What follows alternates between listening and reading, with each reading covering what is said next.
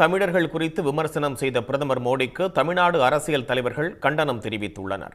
பீகாரிகள் துன்புறுத்தப்படுவதாக கூறிய பிரதமர் மோடி ஆதாரம் இருந்தால் வெளியிடட்டும் என திமுக சவால் விடுத்திருக்கும் நிலையில் அவர் மன்னிப்பு கேட்க வேண்டும் என்று காங்கிரஸ், விசிக, இடதுசாரி தலைவர்கள் வலியுறுத்தியுள்ளனர்.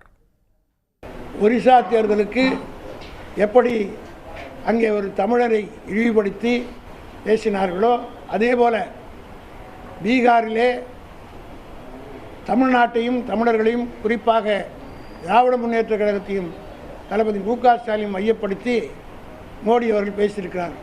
நான் உங்கள் சார்பாக மோடிக்கு நான் சவால் விட்டு கேட்கிறேன்.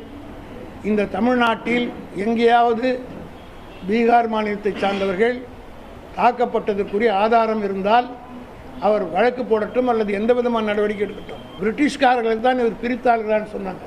ஆனால் பிரிட்டிஷ் ஆட்சியை விட